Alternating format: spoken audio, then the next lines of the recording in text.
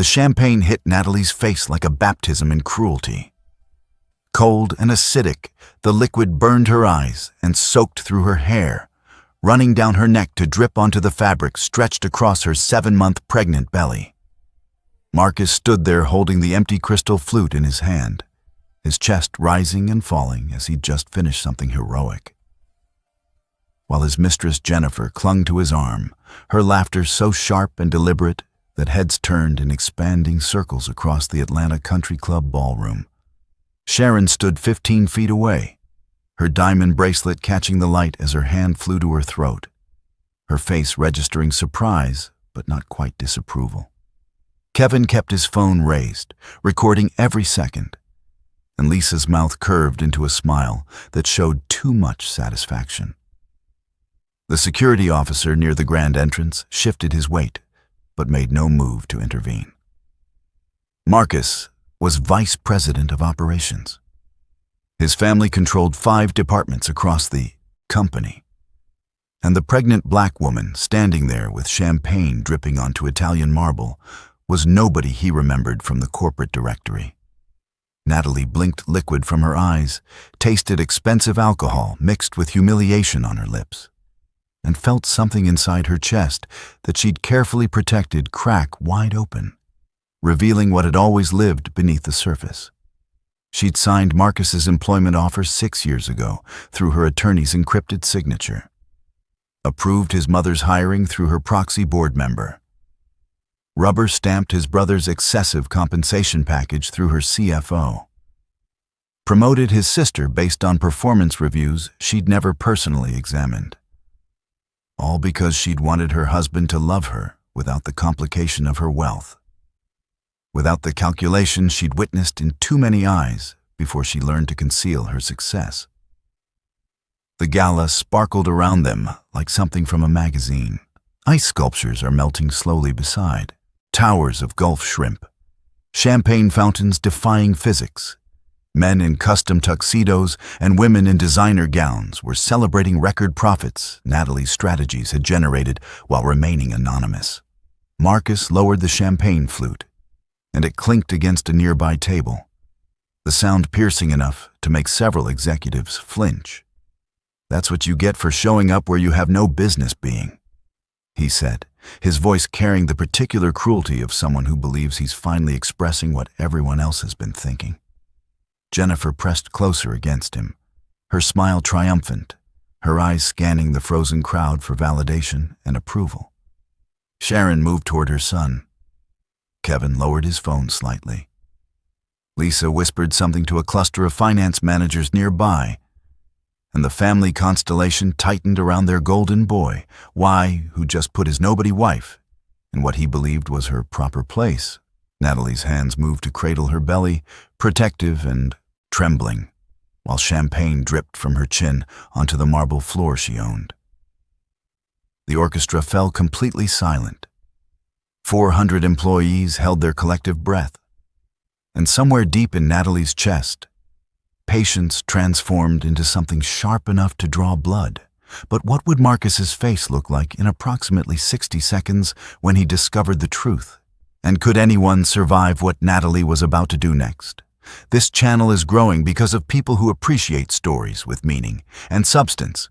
If this story has already caught your attention, go ahead and like the video, subscribe to the channel, and let us know in the comments where you're watching from.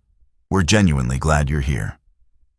Natalie's phone had vibrated against the bathroom counter at 4:17 in the morning 3 weeks earlier. The screen illuminated Marcus's name above a message clearly not intended for her eyes. "Can't stop thinking about last night, baby. Your body drives me crazy." The words glowed in the darkness of their master bathroom in their Buckhead home, the one she'd purchased outright and renovated according to Marcus's preferences, with heated floors and a rainfall shower he'd specifically requested, while her husband slept soundly in their bed 30 feet away, his breathing steady and unburdened by any sense of guilt or wrongdoing. She'd discovered the affair 4 weeks prior through Marcus's carelessness. A notification flashed across his laptop during breakfast while he was pouring his morning coffee. Jennifer's name was attached to an image Natalie's brain had initially refused to fully process until later, alone in her home office, when the nausea had nothing whatsoever to do with her pregnancy. The betrayal had carved something hollow inside her chest, created a wound that wouldn't close. But the pregnancy complicated any decision to leave in ways her younger self could never have understood or anticipated. She was building a human being inside, her body, cell by microscopic cell. And that human being deserved a father who chose to stay rather than one bound by court orders and monthly resentment. Natalie set the phone down carefully and studied her reflection in the mirror. Marcus never looked at anymore. 7 months pregnant, her body had transformed into something he'd stopped touching around week 14. His excuses evolved from being exhausted from client meetings to stressed about the Thompson acquisition to eventually nothing at all, just the cold side of their king-sized bed and the sound of his BMW leaving earlier each morning. She'd built an empire, quite literally built it from Chapter 11 documents and failed business models that other people had abandoned. Started with one struggling manufacturing firm in Athens, Georgia, and transformed it into a multi-state operation worth $200 million. But she couldn't build a marriage that her husband wanted to inhabit or value. The irony tasted as bitter as the champagne that would assault her face 72 hours later. 6 years ago, she'd been celebrating her first major acquisition, a failing textile company with solid infrastructure but catastrophic management, when she'd met Marcus at a Starbucks near the Fulton County Courthouse. He'd been charming in an effortless way that seemed genuine. Complimented her briefcase before asking what she did for a living, and she'd lied without even thinking about it. Executive assistant. Because the truth had ended too many potential relationships before they could properly begin. Men claimed they wanted successful women, but Natalie had learned through painful experience that they meant successful up to a carefully defined point. Successful in ways that didn't eclipse or challenge their own achievements. Successful in theory rather than in actual practice that made them feel small. Marcus had seemed different at first. Attentive and genuine. Interested in her thoughts and opinions rather than her bank account or net worth. And when he'd proposed 8 months later with a modest ring and an honest speech about building their future together as partners, she'd convinced herself the deception was temporary. Something she'd reveal when the timing felt right. The company acquisition had closed 3 weeks after their simple courthouse wedding. Her attorney handled every signature and transaction while Natalie maintained her careful fiction. Marcus had landed his position at what he believed was a competing firm through his own professional network, his resume strong enough that nobody questioned the hiring decision. And Natalie had watched from her anonymous position as majority owner, while he'd climbed from associate director to vice president through a combination of genuine competence and family connections she'd quietly approved behind the scenes. Sharon had joined the operations team when Marcus mentioned his mother needed work after his father's unexpected death from a heart attack. Kevin had secured his sales position when Marcus suggested his younger brother deserved an opportunity to prove himself. And Lisa had landed her marketing role when Marcus casually mentioned his sister's potential during a board meeting Natalie attended via conference call using voice modulation software. She'd built cages for herself, bar by bar, decision by decision, lie by necessary lie. Each deception requires 10 additional lies to maintain structural integrity and believability. The pregnancy had been unplanned, but not unwelcome. A brief reconnection after weeks of emotional distance, when Marcus had been almost loving, almost present, almost the man she'd married before Jennifer had apparently offered something Natalie's hidden success couldn't provide. The validation of conquest, the thrill of something forbidden and secret, the fantasy of a woman who needed him rather than one who'd built the kingdom he worked in without his knowledge. Natalie's hand moved to her rounded belly, feeling the flutter of movement that still surprised her despite its increasing frequency and strength. This child would never know a father who'd once loved its mother with authenticity. Would never experience the version of Marcus who'd existed before resentment and entitlement had carved away everything genuine. She'd protected him from the truth of her success and wealth. And he'd responded by finding someone he believed more deserving of his attention and affection. The mathematics didn't balance, couldn't balance, would never balance, no matter how she tried to reconcile the equation. Her phone buzzed again on the marble counter. Jennifer responded with promises explicit enough to make Natalie's throat constrict with pain. And she made a decision that felt less like a conscious choice and more like an inevitable conclusion. The annual company gala is scheduled for 3 days from now. A celebration of the firm's 6th consecutive year of record-breaking profits under mysterious ownership that preferred absolute anonymity. Mandatory attendance for all senior management and their immediate families.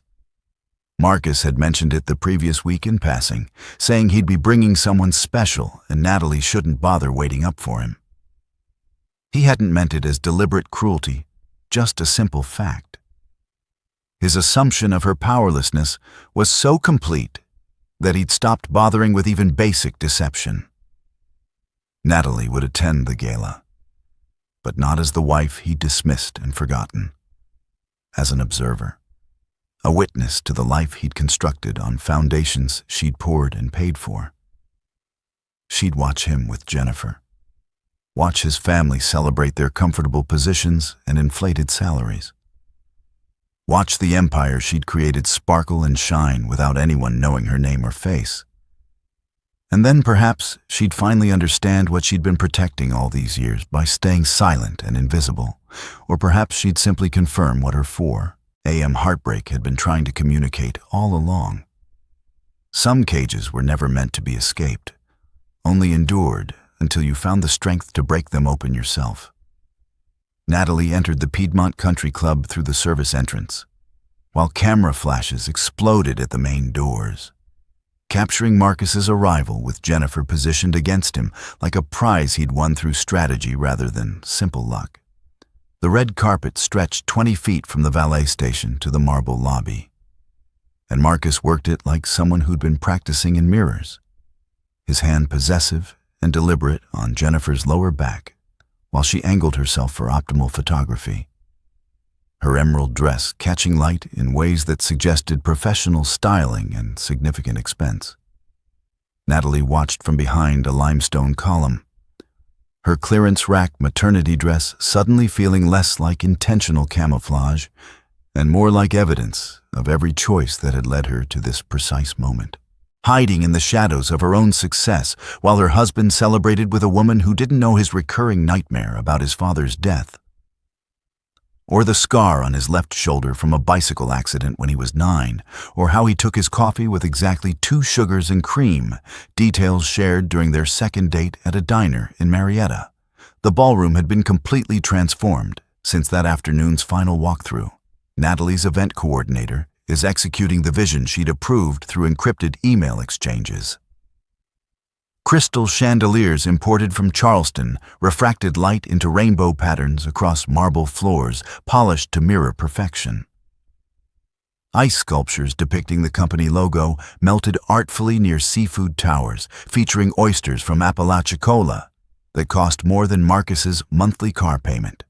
And champagne fountains defied basic physics at the center of tables laden with hors d'oeuvres from the catering company Natalie had personally vetted after sampling 63 different menu options. The orchestra tuned their instruments near the raised stage, their presence a last-minute addition she'd approved when the entertainment committee requested additional budget allocation. And everywhere she looked, people celebrated the profits her strategies had generated. Wearing formal attire, her wire transfers had funded. Drinking champagne, her business decisions had purchased. Marcus moved through the crowd like visiting royalty, greeting grateful subjects. His mother, Sharon, materialized at his elbow within seconds of his entrance, as if she'd been watching for him. She wore navy silk that probably cost $4,000. Her hair was styled professionally in a way that required expensive maintenance. Her jewelry is understated but unmistakably expensive. All of it was possible because Natalie had approved her operations director's salary at $75,000 above market rate when Kevin had requested it during a board meeting she'd attended virtually from her home office. Sharon kissed Marcus's cheek with obvious affection, acknowledged Jennifer with a smile that didn't quite reach her calculating eyes, and said something that made Marcus laugh with genuine warmth Natalie hadn't heard directed at her in months. Kevin joined them next, his sales director's swagger evident in his custom-tailored tuxedo, and the way he clapped Marcus's shoulder like they'd accomplished something meaningful together rather than separately benefited from Natalie's anonymous generosity and protection. Lisa completed the family portrait, her marketing director's confidence radiating as she air-kissed Jennifer and whispered something that made all three women laugh, while Marcus accepted a champagne flute from a passing waiter in a white jacket. Natalie's hand instinctively moved to protect her belly as she watched the family tableau unfold. This constellation of people who'd built their financial security on family connections rather than actual competence. Who'd grown comfortable in positions they'd never earned through genuine merit or talent. Who'd convinced themselves their success was self-made and deserved despite the invisible hand that had lifted them into place and kept them there. She'd done this. Created this monster of entitlement, this ecosystem of people who believed they deserved exactly what they'd been given, this family that had taken her husband and transformed him from the Starbucks romantic with modest dreams into the man currently brushing Jennifer's hair behind her ear with casual intimacy that suggested practiced familiarity. The gala officially commenced at 7:30 sharp. Speeches delivered by executives who reported to a board of directors that reported to a mysterious limited liability corporation that reported directly to Natalie's personal attorney in Savannah. The chief financial officer thanked their visionary leadership without providing names or details. The chief operating officer praised unprecedented strategic direction without acknowledging specific sources. And the entire ballroom raised crystal glasses to celebrate success that nobody properly credited or understood. Marcus stood prominently near the champagne fountain with his family arranged around him like a royal court. Jennifer's practiced laugh carried above the orchestra's refined music. Sharon's hand was resting on Kevin's arm with maternal pride. Lisa is filming everything for social media accounts that would caption this moment as family winning together through hard work and determination. Natalie remained carefully in the periphery, a shadow among shadows, watching Marcus's eyes scan the room with proprietary satisfaction and ownership, watching Jennifer lean closer to whisper something that made his expression shift from contentment to something sharper and more focused. If you're enjoying this story and the lessons it's teaching, take a moment to hit the subscribe button and turn on notifications. We share stories like this because they matter, because they reveal truth about human nature and consequences. Your support means everything to this channel.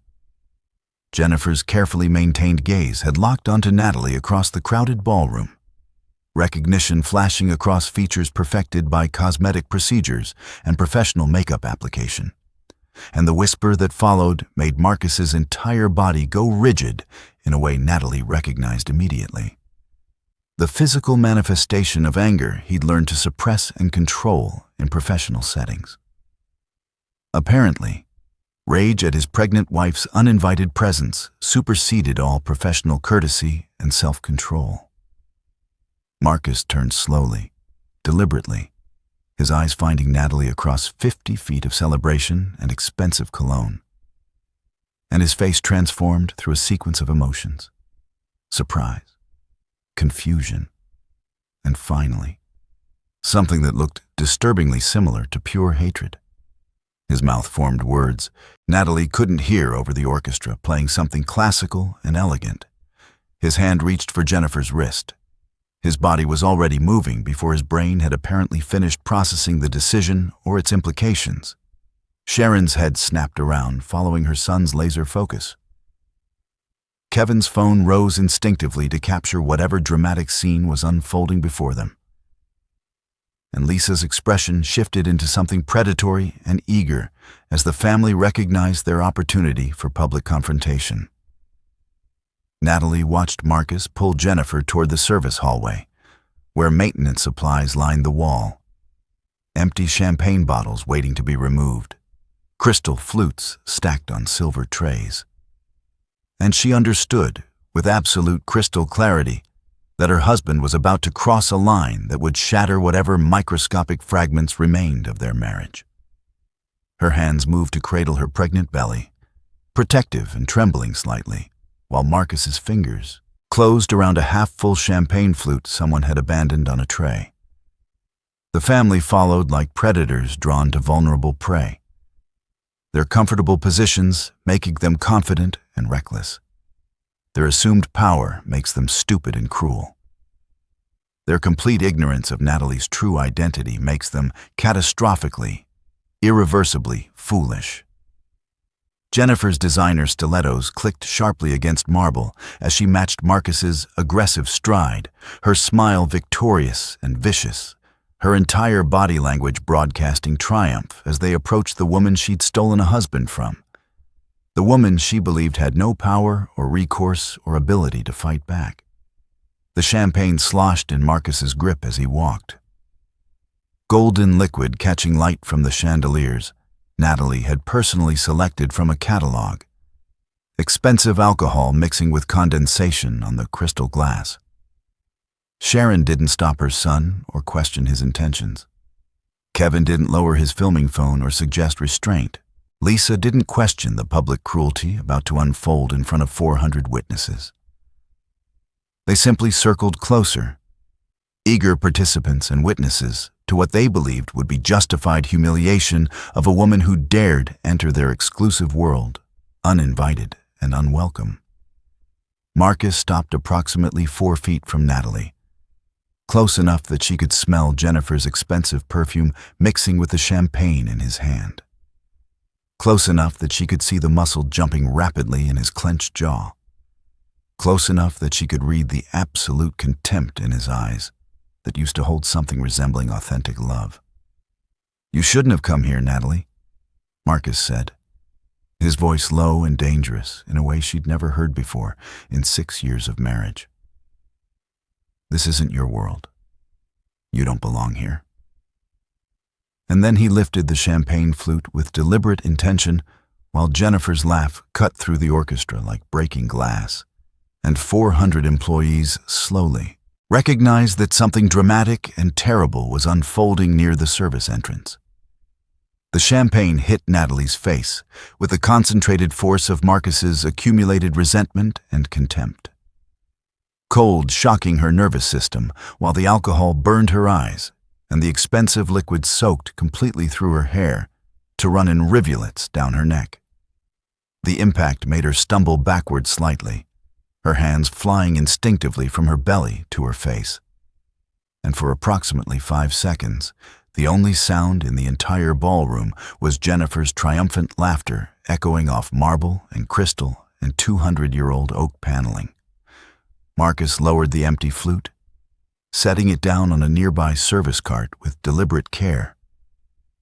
And his voice, when he spoke, carried across the sudden, suffocating silence with perfect clarity and intention. "That's what you get for showing up where you don't belong, where you have no business being." Jennifer pressed herself against Marcus's side, her emerald dress brilliant against his black tuxedo, her smile so wide it looked almost painful, while her eyes scanned the frozen crowd for validation and approval and confirmation that she'd won something valuable.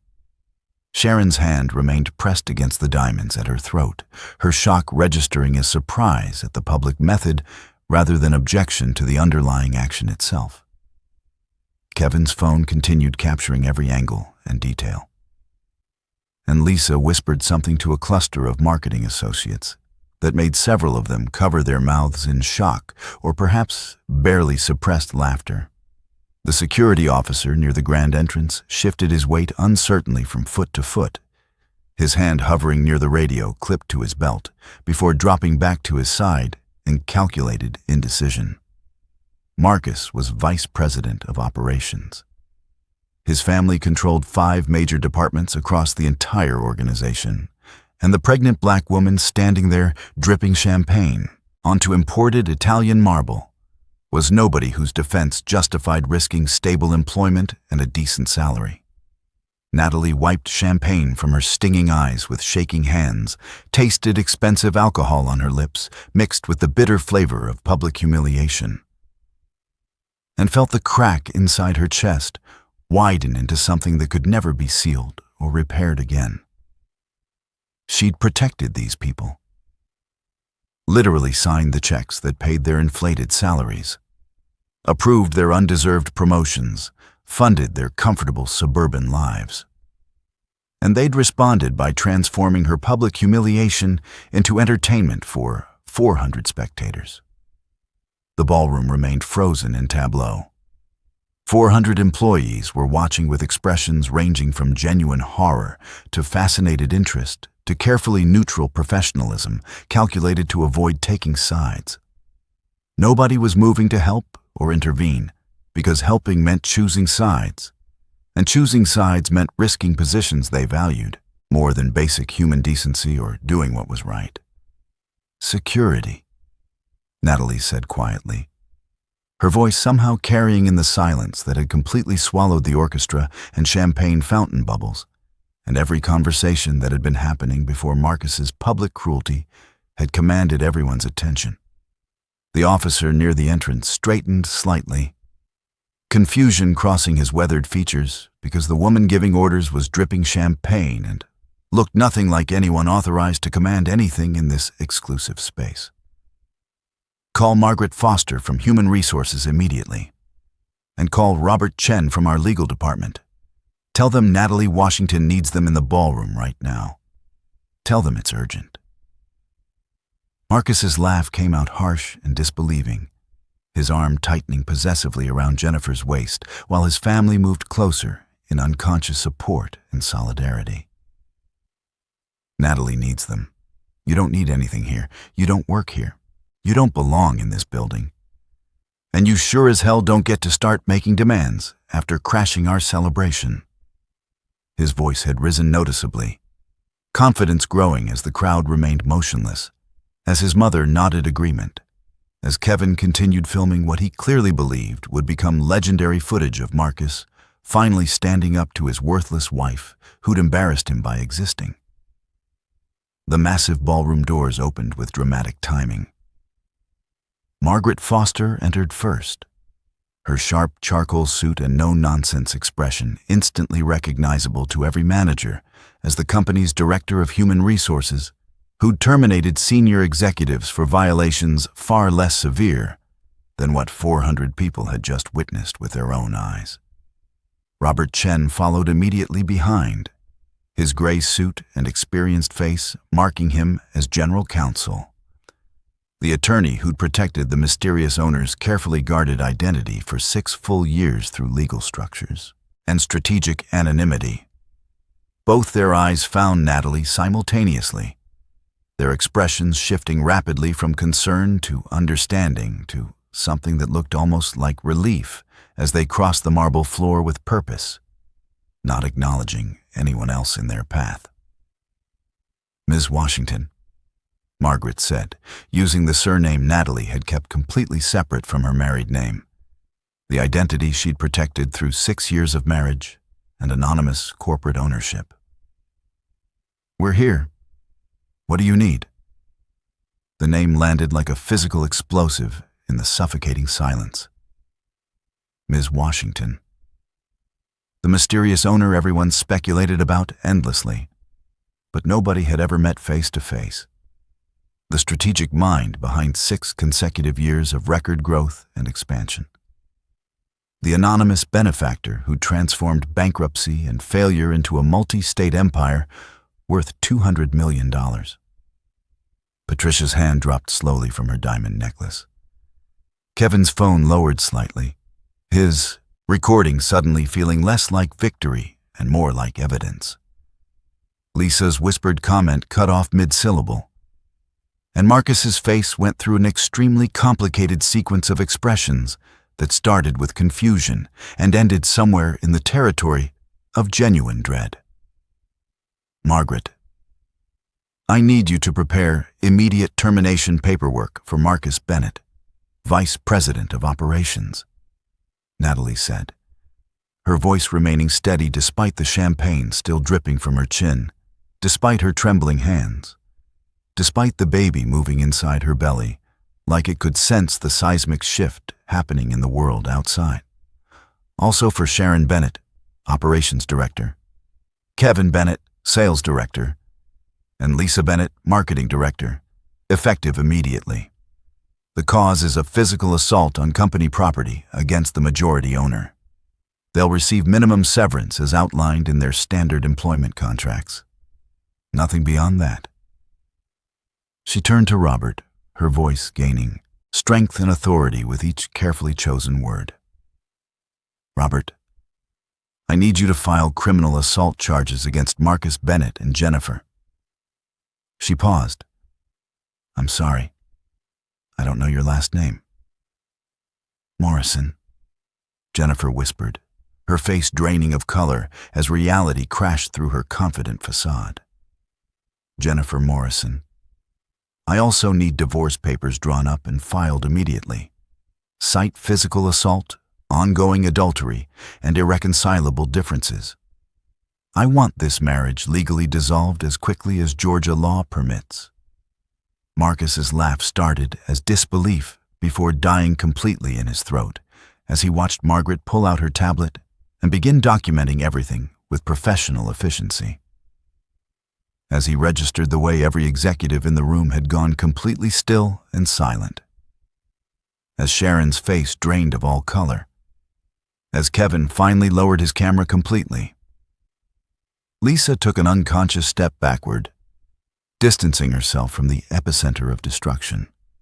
This is insane, Marcus said, his voice cracking noticeably on the second word, his arm loosening around Jennifer's waist as reality began penetrating through layers of denial and disbelief. You can't. She's not.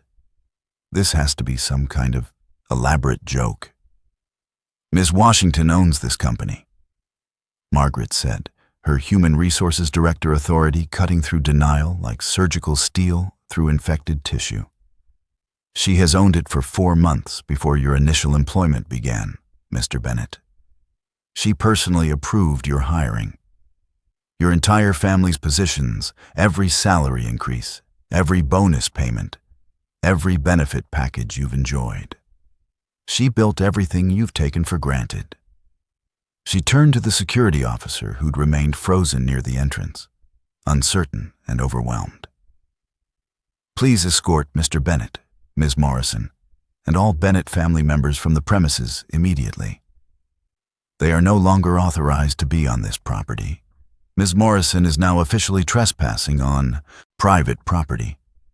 Jennifer's face had gone absolutely sheet white beneath her professional makeup, her confident smile collapsing completely as she processed that the woman she'd helped publicly humiliate owned everything, controlled everything, and had the power to not just erase careers, but press criminal charges that would follow them forever. Sharon made a sound like a wounded animal, her hand reaching desperately for Marcus's arm. But he'd gone completely rigid as understanding crashed through his carefully constructed reality like a wrecking ball through paper walls. Kevin's phone slipped noticeably in his grip, the video still recording, now capturing the precise moment when entitlement met consequence and shattered into pieces too small to ever reassemble. Natalie? Marcus said. her name foreign and strange in his mouth after weeks of avoiding it entirely, his eyes wide and desperate as the security officer moved closer with backup materializing from other entrances throughout the club. "We can talk about this. Please. I didn't know. I didn't understand. We can fix this. Work this out. Please think about the baby. Our baby." Natalie looked directly at her husband, the man she'd loved enough to hide her success for, protected enough to employ his entire undeserving family, forgiven enough to consider reconciliation even after discovering Jennifer's existence. And she felt absolutely nothing except the cold champagne still soaking through her discount dress and the weight of her baby pressing against her bladder. "You knew exactly who I was when you threw champagne in your pregnant wife's face in front of 400 people. She said, her voice steady and final as a closing door, as a signed contract, as a decision that couldn't be reversed. "You just didn't know what I owned. That's not the same thing as not knowing. And my baby deserves so much better than a father who assaults their mother in public." Robert stepped forward with his phone, already pressed to his ear, his voice clear and official.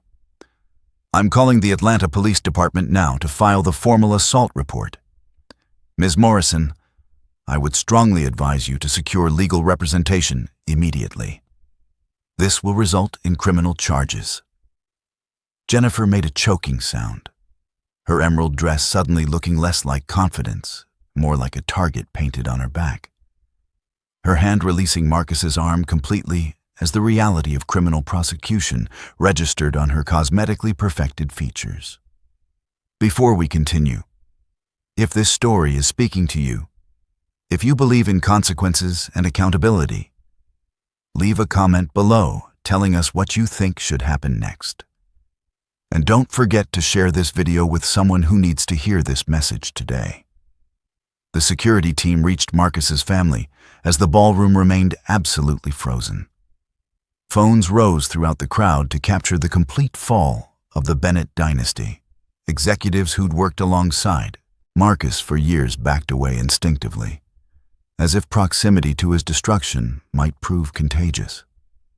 Sharon tried to speak but only managed a choked, wounded sound. Kevin's earlier bravado had evaporated entirely as he realized his filmed evidence would be used against them in criminal court. And Lisa had tears running down her face, mascara tracking black lines, as the security guard gestured firmly toward the exit. Jennifer stumbled backward on her stilettos, already pulling out her phone with visibly shaking hands, probably calling a defense attorney she couldn't possibly afford without Marcus's inflated salary that Natalie had been funding all along. Marcus looked back once as security guided him toward the doors, his face a detailed map of everything he was losing in real time. His executive position, his family's financial security, his freedom from criminal prosecution, his marriage, his unborn child, the woman he'd betrayed his wife for, the comfortable fiction that his success had been earned rather than given by the woman he'd just assaulted. Natalie met his eyes across the marble floor she owned, across the empire she'd built, and in that final moment before he disappeared through the service entrance, where empty champagne bottles still sat on silver trays, she saw him truly see her for the first time in 6 years. Not as the woman he'd married and subsequently dismissed, but as the architect of everything he'd just lost, and as the force that would now systematically dismantle every remaining piece of his constructed reality. The ballroom doors closed behind the Bennett family with decisive, permanent finality. Margaret approached Natalie with a clean handkerchief, which she accepted gratefully, wiping champagne and chemical burn from her face while 400 employees processed what they'd just witnessed. "Ms. Washington, I'll have all termination paperwork completed and processed within the hour. Security footage has been preserved for the police report and any civil proceedings. I'll personally ensure everything is documented properly."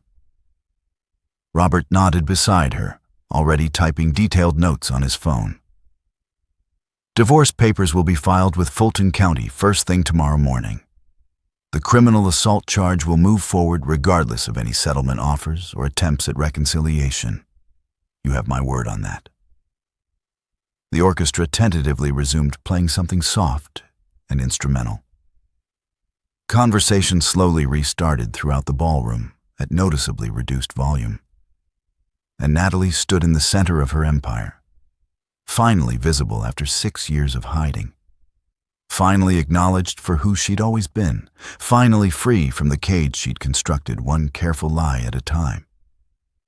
Her phone vibrated in the small clutch purse she'd brought. Probably Marcus, possibly his mother, definitely someone who just realized the devastating magnitude of their mistake and wanted to beg for mercy. And Natalie declined the call without even looking at the screen. Her hand moved to her belly, where her child moved and kicked like it understood that absolutely everything had changed forever. She'd lost her husband tonight, exposed her carefully guarded identity, destroyed an entire family's employment, initiated criminal proceedings, filed for divorce, and somehow felt lighter than she had in 6 full years of marriage. Margaret cleared her throat gently, professionally. "Ms. Washington, perhaps we should move this celebration to the executive suite upstairs. Give you some privacy to process everything." "No," Natalie said, surprising herself with the firmness in her voice, with a decision that formed without conscious thought or deliberation. "I've hidden long enough. 6 years is long enough. If I'm going to own this company publicly now, I should probably start by attending my own gala." She walked toward the ballroom proper, champagne still dripping occasionally from her hair, her clearance maternity, dress stained beyond any hope of salvation, her face completely bare of makeup, and her dignity intact in ways that expensive clothes could never provide or purchase. Executives parted to let her pass through their midst, their expressions ranging from genuine awe to calculated fear to something that might have been authentic respect earned in the last 10 minutes. And Natalie moved through her empire, finally visible after years of strategic hiding, finally powerful in ways everyone could see and recognize. Finally free to be both the woman who'd built kingdoms from bankruptcy and the one who'd learned at devastating cost that some foundations weren't worth protecting, and some secrets weren't worth keeping, and some people would only see your true value after you'd stopped hiding it from them. The champagne fountain bubbled beside her, golden liquid catching light. Crystal chandeliers fractured light across her face, transforming champagne stains into something that almost looked intentional. Almost looked like armor. Almost looked like exactly what happened when someone finally stopped protecting people who'd never once protected them back. Victoria raised her hand slightly, and a waiter appeared instantly with a fresh champagne flute, which she accepted despite having no intention of drinking it. The gesture is entirely symbolic rather than practical. 400 employees watched her hold the crystal glass up to the light that transformed the champagne stains on her dress into something that almost looked like a deliberate fashion choice. "To truth," Natalie said clearly to the ballroom that had gone completely silent again. To the employees who'd watched her humiliation and transformation. To the empire she'd built in careful secrecy and would now own in full daylight. And to understanding that real power doesn't require constant announcement or validation. It simply requires appropriate action at the right moment. She didn't drink, couldn't drink while pregnant, but the message landed like thunder rolling across mountains, echoing in spaces the Bennett family would never occupy again, reverberating through the kingdom Natalie had built and would now rule without apology, without hiding, without ever again mistaking strategic silence for weakness or protection for love. The message was clear to everyone present. Never judge someone's worth by their appearance or current circumstances. True power doesn't require constant display or validation from others. Protecting people who don't protect you back only enables their worst behavior. Silence can be a strategic strength, not a weakness. The consequences of cruelty often come from the most unexpected sources. Entitlement built on an unearned position crumbles completely when the truth finally arrives. Sometimes the greatest act of self-love is finally revealing who you've always been. And actions have legal and personal consequences that cannot be undone. Natalie stood there in her stained dress, finally visible, finally powerful, finally free. And she realized that sometimes the most important thing you can do is stop hiding who you are from people who never deserved your protection in the first place. Margaret appeared at her elbow quietly. "Ms. Washington, the press has gotten word of something happening here tonight. They're gathering outside. How would you like to handle the media?" Natalie smiled for the first time in 3 weeks. "Schedule a press conference for tomorrow morning, 10 a.m. at our headquarters. It's time everyone knew who actually built this company. It's time to stop hiding." As the gala continued around her, Natalie felt something she hadn't felt in 6 years. Not happiness exactly, but something close to peace. The peace that comes from finally telling the truth. The peace that comes from finally standing in your own light.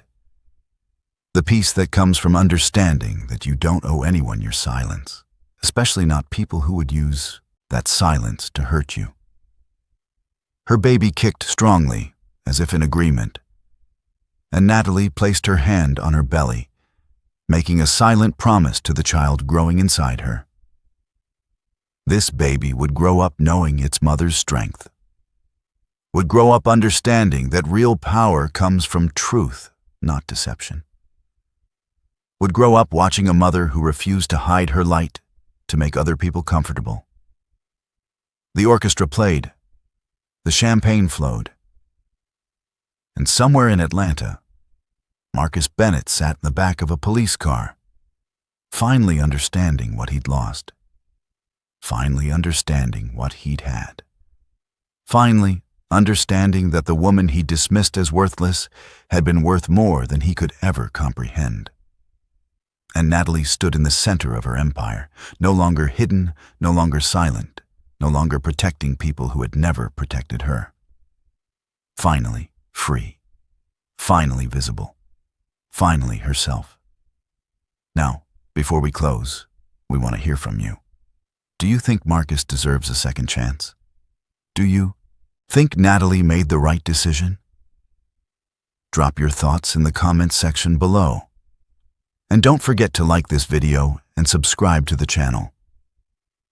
We share stories like this because they reveal truth about human nature, about consequences, about the importance of treating people with dignity regardless of what you think their status is. Share this video with someone who needs to hear this message today. Someone who's hiding their light. Someone who's protecting people who don't protect them back. Someone who needs to understand that real power doesn't come from putting others down, but from standing confidently in your own truth. We'll see you in the next story. And remember, how you treat people matters, because you never know who they really are or what power they actually hold. God bless you all.